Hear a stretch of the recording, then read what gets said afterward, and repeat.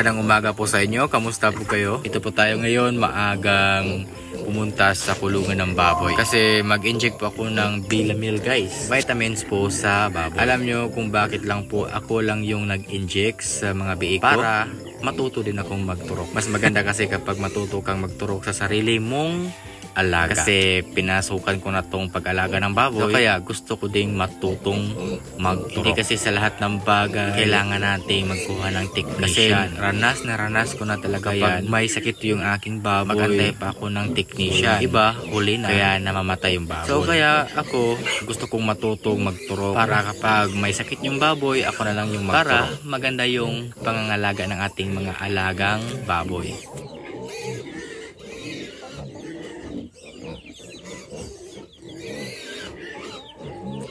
Napapansin nyo guys, may malalaki at meron ding maliliit. So itong malalaki, ito yung aking nabiling dalawang gawing inahing baboy. Doon naman sa kabila, meron din akong gawing inahin doon. Bale, malalaki-laki na din yun. So tatlo po yung gawin kong inahing baboy. Sana swertehin, hindi malasing.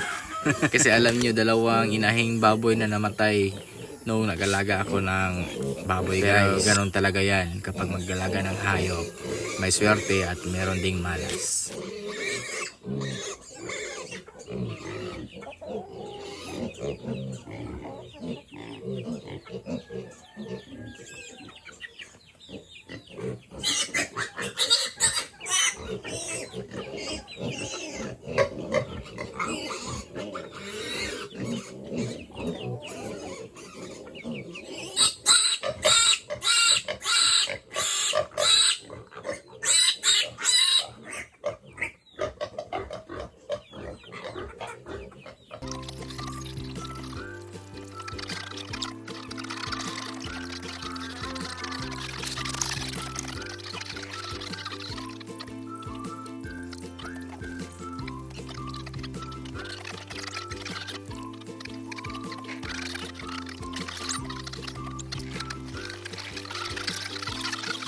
So ngayon naman ay pupunta po ako sa Monte Alegre, doon sa kanila ni Bro Yungit Vlogs. Kasi fiesta po sa kanila guys. Ngayong fiesta talaga makapunta ako doon sa kanila kasi wala na po akong trabaho at nasa amin lang po ako. Kaya pupuntahan po natin yan kasi pakals na yan guys. At saka hindi ako kumain ngayong umagahan.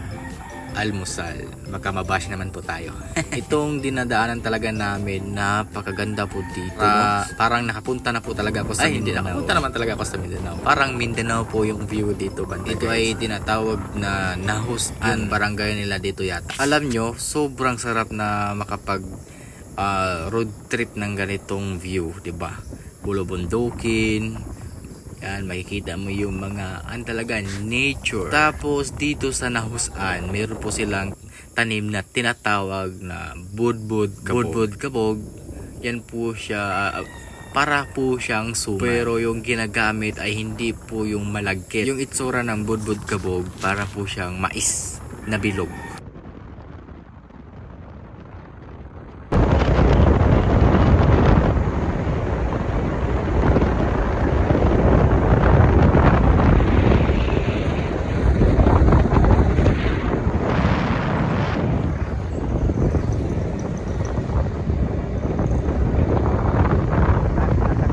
Pumunta muna kami dito kasi nagandahan talaga ako sa view guys. Tignan nyo naman.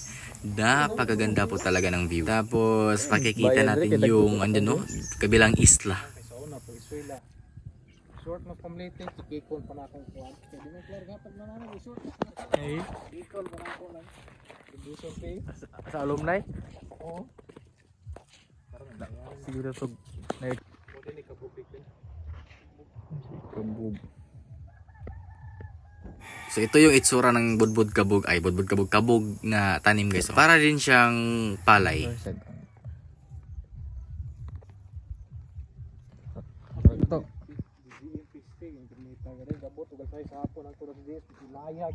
Anak pata. Baha kakuan bikuan sa Piliti.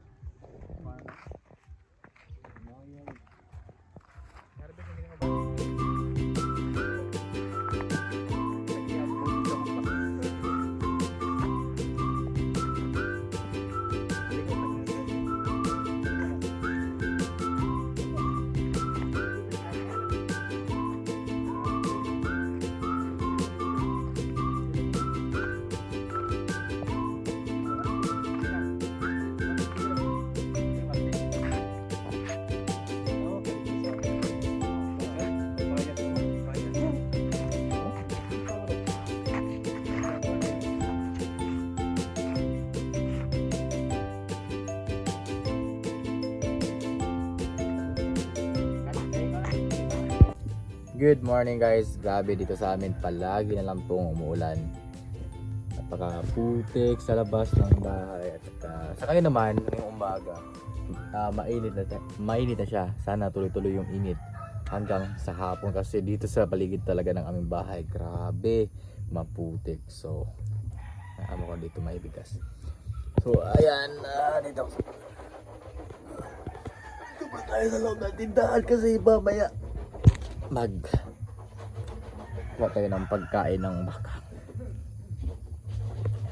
Alam nyo guys, sa ngayon, bali nakabili po ako ng bigas sa TikTok shop. Kung gusto niyo bumili ng bigas guys, pwede niyo i-click yung link na ilagay ko dito sa description box sa aking YouTube channel. So i-click niyo guys, tapos ayun, makakuha na kayo ng bigas na murang-mura lang at saka i-deliver pa sa inyo. Siguro kung taga Manila kayo, mabilis lang yung delivery. 2 days or 1 day lang siguro, mga 2 days. Kasi dito sa Cebu, nasa 5 days yung delivery na po na dito. So yung binili ko na bigas, ito guys. Ito siya. Basta nung una, bumili ako ng isang sakong bigas. Hindi siya isang sako, 25 kilo. Tapos ngayon naman ay 50 kilo na. So ito yung nabili ko guys. Ito. So galing pa yan sa Manila. Ang layo pa ng pinanggalingan nitong bigas na to guys. Medyo konti na lang yung aking mga coffee. So hindi muna ako bili ng paunti-unti. Gusto ko talaga bilhin ng yung buo ba, yung lahat ng kailangan sa tindahan. So kaya yan yung gawin ko ngayon dito sa tindahan para hindi ako mag-stock ng mga item. So marami na akong mga bili, mga downy, mga sabon. Yan, so guys. Then kailangan ko pa din ayos dito sa gilid. Ipa-hollow block para sulit talaga yung tindahan. Grabe, sobrang putik. Yan. Sana tuloy talaga itong init hanggang sa hapon. Tignan nyo yung tinanim ko na kamatis. Yan. Kalumbati. May papaya dyan golden. May hinog pa lang. May 3 hinog na papaya.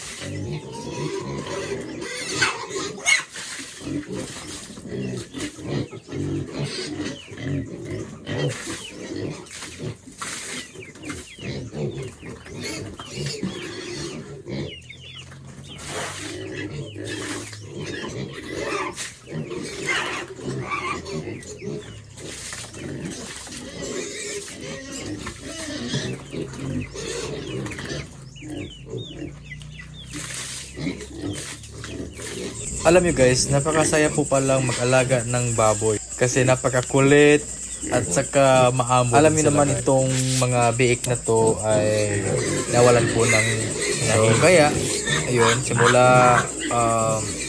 simula nung una hanggang nalutas ang mga baboy ay yung mga biik palagi kong pinainom ng gatas sa biik talaga. Hindi kasi pwede gatas na yung inumin natin, bawal kasi sa kanila baka magdudumi yung mga biik. So ito yung aking morning routine at saka sa afternoon at sa hapon. Sa napapansin nyo, meron pong malalaking baboy at saka yung meron ding maliliit.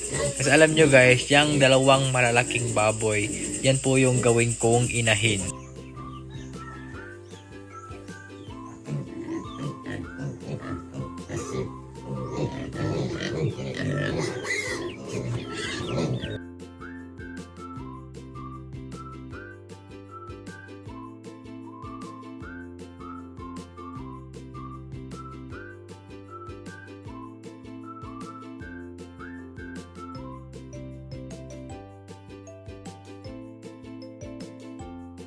So ito naman guys, nagkuha po ako ng mga kawayan. So ang ginagawa ko po ngayon ay nagsasa ng kawayan. So, ito po yung idingding ko dun sa ginawa naming lauting. Itong sasa ng kawayan. Pinalagyan ko kasi ng dingding para kapag doon ako matulog, so hindi siya masyadong maginaw. Kasi alam nyo, sobrang lamig talaga ngayon dito sa amin.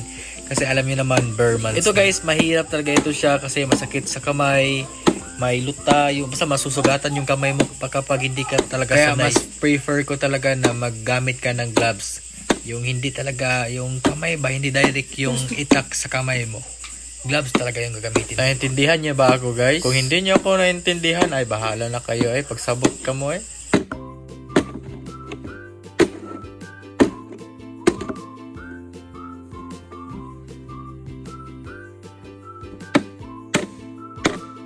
Grabe, sobrang sakit talaga ng kamay ko dito guys kasi yung itak na ginagamit ko ay hindi siya matulis. Sobrang sobrang habol pa dre. Kung sa Bisaya pa, grabe kahabol sa guna. Kasi yung itak na matulis ay ginamit ni Papa, so kaya ngayon wala sila dito sa bahay, ako lang mag-isa, so pumunta ko dito sa may baboy, sa kulungan ng baboy para tatapusin ko itong aking ginagawang sasa. Kaso sobrang sakit talaga ng kamay ko guys, nasusugatan yung kamay ko talaga.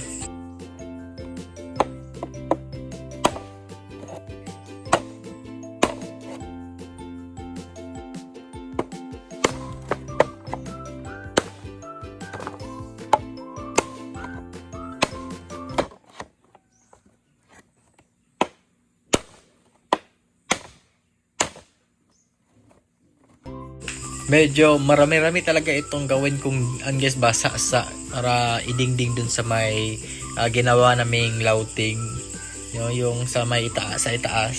Kasi alam niyo naman guys, sobrang lamig talaga, so kaya pinadingdingan ko lahat. So ito na po yun, dinikit ko na guys. So kasi alam niyo, nagpagawa talaga ako ng para may bahay kubo sa itaas para may matulugan kami na maganda kapag mga anak na yung inahing baboy. Kasi dati sobrang hirap guys, wala kaming tulugan, kaya doon ako matulog sa ibaba, doon sa may duyan. Kaya ito ngayon, malaki-laki na to siya guys.